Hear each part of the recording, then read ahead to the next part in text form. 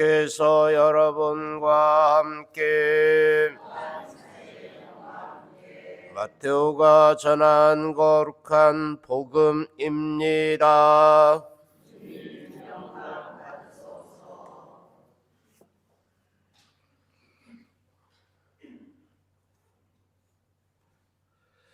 그때 예수님께서 제자들에게 말씀하셨다. 내가 율법이나 예언서들을 폐지하러 온 줄로 생각하지 마라. 폐지하러 온 것이 아니라 오히려 완성하러 왔다. 내가 진실로 너희에게 말한다. 하늘과 땅이 없어지기 전에는 모든 것이 이루어질 때까지 율법에서 한자 한 획도 없어지지 않을 것이다. 그러므로 이 계명들 가운데서 가장 작은 것 하나라도 어기고 또 사람들을 그렇게 가르치는 자는 하늘나라에서 가장 작은 자라고 불릴 것이다. 그러나 스스로 지키고 또 그렇게 가르치는 이는 하늘나라에서 큰 사람이라고 불릴 것이다. 내가 너희에게 말한다. 너희의 의로움이 율법 학자들과 바리사이들의 의로움을 능가하지 않으면 결코 하늘나라에 들어가지 못할 것이다. 살인해서는 안 된다. 살인한 자는 재판에 넘겨진다고 옛사람들에게 이르신 말씀을 너희는 들었다.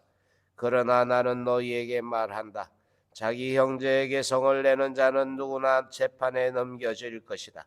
그리고 자기 형제에게 바보라고 하는 자는 최고의회에 넘겨지고 멍청이라고 하는 자는 불붙는 지옥에 넘겨질 것이다. 그러므로 내가 제단에 예물을 바치려고 하다가 거기에서 형제가 너에게 원망을 품고 있는 것이 생각나거든 예물을 거기 제단 앞에 놓아두고 물러가 먼저 그 형제와 화해하여라. 그런 다음에 돌아와서 예물을 바쳐라. 너를 고소한 자와 함께 법정으로 가는 도중에 얼른 타협하라. 그러지 않으면 고소한 자가 너를 재판관에게 넘기고 재판관은 너를 형리에게 넘겨 내가 감옥에 갇힐 것이다. 내가 진실로 너에게 말한다. 내가 마지막 한 입까지 갚기 전에는 결코 거기에서 나오지 못할 것이다. 간음해서는 안 된다고 이르신 말씀을 너희는 들었다. 그러나 나는 너희에게 말한다. 음욕을 품고 여자를 바라보는 자는 누구나 이미 마음으로 그 여자와 간음한 것이다. 내 오른 눈이 너를 죄짓게 하거든 그것을 빼어 던져버려라. 온몸이 지옥에 던져지는 것보다 지체 하나를 잃는 것이 낫다. 또 내 오른손이 너를 죄짓게 하거든 그것을 잘라 던져버려라. 온몸이 지옥에 던져지는 것보다 지체 하나를 잃는 것이 낫다. 자기 아내를 버리는 자는 그 여자에게 이혼장을 써주어라 하신 말씀이 있다. 그러나 나는 너희에게 말한다. 불륜을 저지른 경우를 제외하고 아내를 버리는 자는 누구나 그 여자가 간음하게 만드는 것이다. 또 버림받은 여자와 혼인하는 자도 간음하는 것이다. 거짓 맹세를 해서는 안 된다. 내가 맹세한 대로 주님께 해드려라 하고 옛사람들에게 이르신 말씀을 너희는 또 들었다. 그러나 나는 너희에게 말한다. 아예 맹세하지 마라. 하늘을 두고도 맹세하지 마라. 하느님의 옥자이기 때문이다. 땅을 두고도 맹세하지 마라. 그분의 발판이기 때문이다. 예루살렘을 두고도 맹세하지 마라. 위대한 임금님의 도성이기 때문이다. 내 머리를 두고도 맹세하지 마라. 내가 머리카락 하나라도 희거나 검게 할 수 없기 때문이다. 너희는 말할 때에 예할 것은 예하고 아니요 할 것은 아니요라고만 하여라. 그 이상의 것은 악에서 나오는 것이다. 주님의 말씀입니다.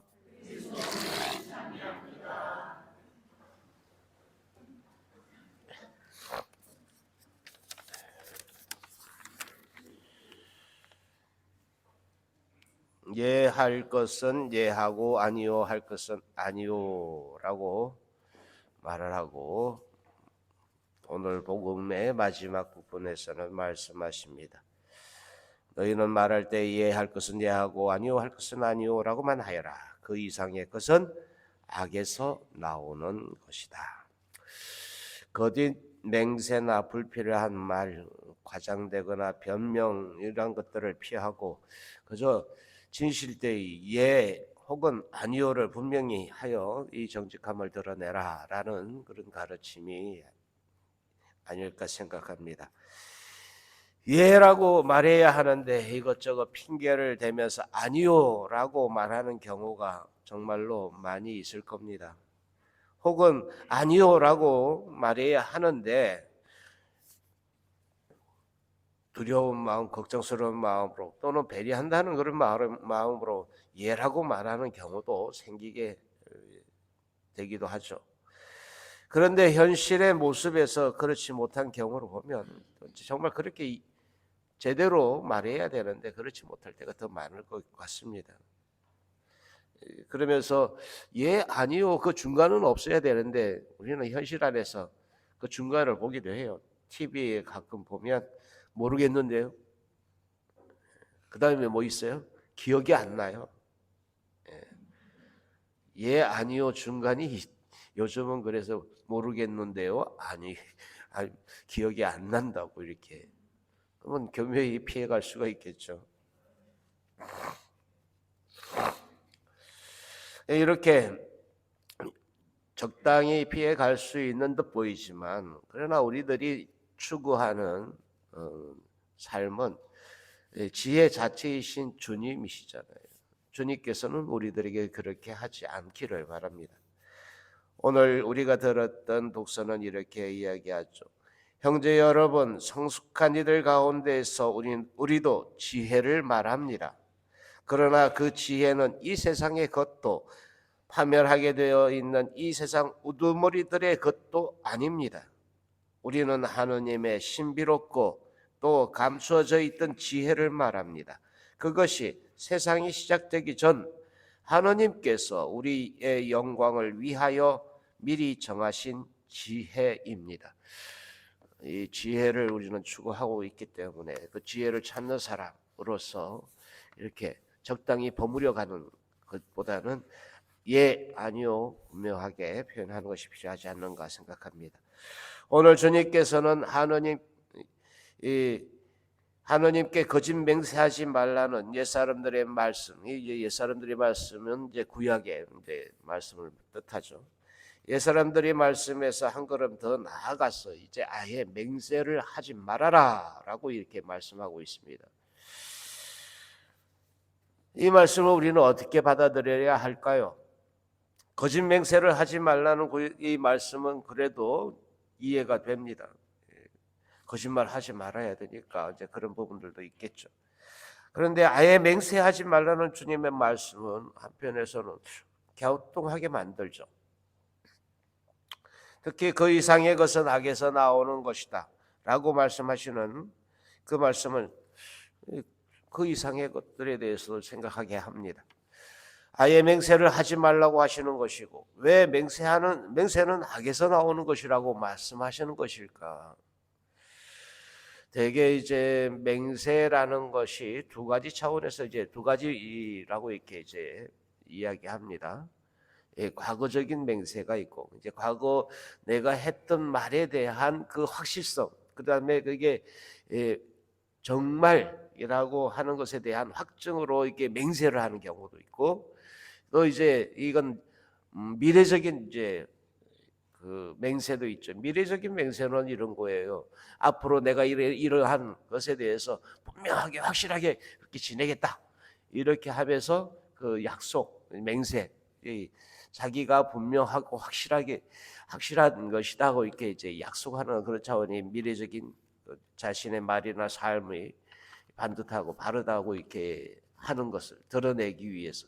그러니까 이 둘 다 근데 생각해 보면 사람들에게 자기의 삶이나 말이 이 정직하고 바르다는 것을 드러내기 위함. 한편에서는 이게 하느님께 드리는 것이기보다는 사람들의 인정을 받기 위한 것이다. 맹세라는 것을 이렇게 천천히 들여다보면, 그래서 아예 맹세하지 말라는 거예요. 맹세하지 말라. 그러면 이 맹세를 하지 않으면은 어떡하지? 이제 생각을 또 해봐야 될 부분들. 그런데 사람은 얼마나 쉽게 손바닥 뒤집듯이 이렇게 자신의 말을 바꿀 수 있는지를 보게 됩니다. 너무나 쉽게 바꿔요. 아니면 말고 그러면서. 정말 내가 한 것이 아니라면 억울할 그런 일들도 있을 수 있어요. 억울한 일이 있을 수 있죠. 그건 정말 아니야라고 이렇게 강하게 이야기할 때도 있을 것입니다. 그럼에도 주님은 아예 맹세하지 마라라고 말씀하십니다. 믿을 수 있는 사람으로 인정받기 위해서 우리가 그렇게 맹세하지 말라는 그 말씀을 우리는 다시 한번 되새겨야 하는데, 이 하느님께는 사실 이게 맹세가 필요 없습니다. 왜냐하면 하느님께서는 나를 훤히 다 아시기 때문이죠. 나의 머리숱까지 그 뼛속까지도 다 셈하고 알고 계시기 때문에 굳이 하느님께 맹세까지 뭐 필요 있겠는가 여겨집니다.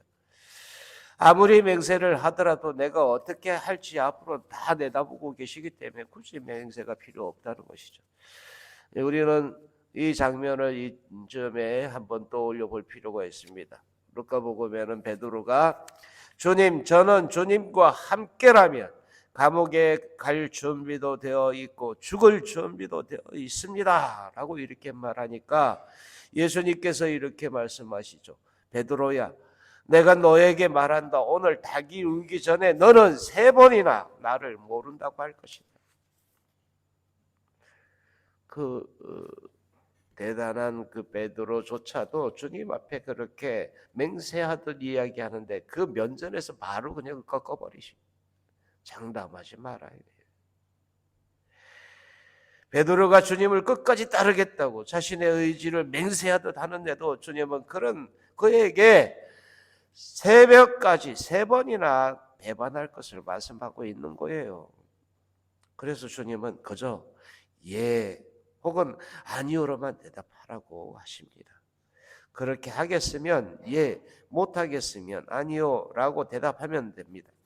지난 일도 했으면 예, 아니 했으면 아니오라고 대답하면 됩니다. 그 이상의 말, 곧 맹세까지 하면서 그에게 그것을 변명하거나 회피하려고 하는 것은 모두 악에서 나오는 것이라고 말하는 것이죠. 아무리 선한 의지에서 하더라도 악에서 나오는 것이고 악으로 우리를 이끌고 갈 수 있다는 것입니다. 하느님께는 예 혹은 아니요밖에 없기 때문에요. 그 이상의 것 맹세를 하면 그것은 하느님을 두고 맹세를 한다 하더라도 결국 인간에게 향하고 그 인간에게 향해서 그것은 악으로 갈 수 있기 때문에 그렇습니다. 하느님 앞에서 떳떳하면 됐지 인간의 인정과 믿음을 받으려고 하느님을 두고 맹세, 하느님을 발휘하는 거죠. 그것은 악에서 오는 것일 수 있다는 거예요. 그 어떠한 맹세도 그래서 하지 말라고 주님은 말씀하시는 것이 아닐까. 무엇보다 단순하게 살라는 그런 말씀이라고 여겨집니다. 복잡한 현실에서 단순함을 지니지 못하면 예 혹은 아니오는 분명하게 할 수 없기 때문입니다. 그래서 예 아니오가 아니라 모르겠는데요, 기억이 안 나는데요, 이렇게 피해간다는 거예요.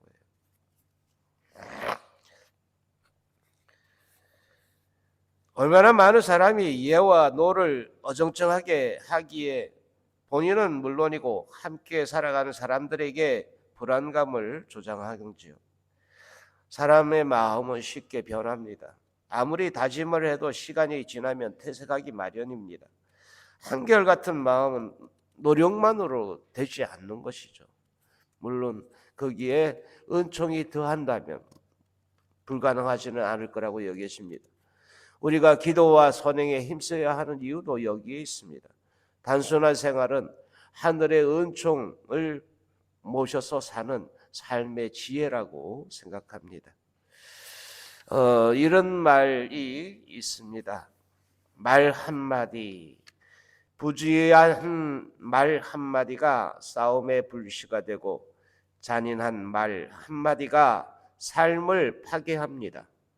쓰디쓴 말 한마디가 증오의 씨를 뿌리고 무례한 말 한마디가 사랑의 불을 끕니다. 은혜스러운 말 한마디가 길을 평탄케 하고 즐거운 말 한마디가 하루를 빛나게 합니다. 때에 맞는 말 한마디가 긴장을 풀어주고 사랑의 말 한마디가 축복을 줍니다. 이 작자가 누구인지는 모르지만 참으로 공감되는 말씀입니다. 정말로 부주의한 말 한마디가 싸움의 불씨가 되고 잔인한 말 한마디가 삶을 파괴하는 경우가 얼마나 많습니까? 그런가 하면 은혜로운 말 한마디가 길을 평탄케 하고 사랑의 말 한마디가 축복을 주는 경우도 많으리라 여겨집니다. 예로부터 말 한마디로 천냥빚을 갚는다고 했듯이 말이란 이렇게 사람을 살릴 수도 있고 또 죽일 수도 있는 힘을 지녔기 때문입니다. 이것은 우리 개개인이 비록 한마디 말이라 할지라도 그 결과가 어떤 것인지 잘 생각해야 한다는 그런 교훈이 담겼다고 여겨집니다. 우리에게 흔히 씩 지나가는 뜻없이 하는 그 말 한마디 안에도 그 말 한마디 안에도 생명을 살리기도 하고 죽일 수 있는 그런 힘이 있다는 것을 기억하면서 예, 아니요, 단순하게 우리가 할 것에 대해서 그렇게 응답하고 말하는 지혜를 함께 구했으면 좋겠습니다. 아멘.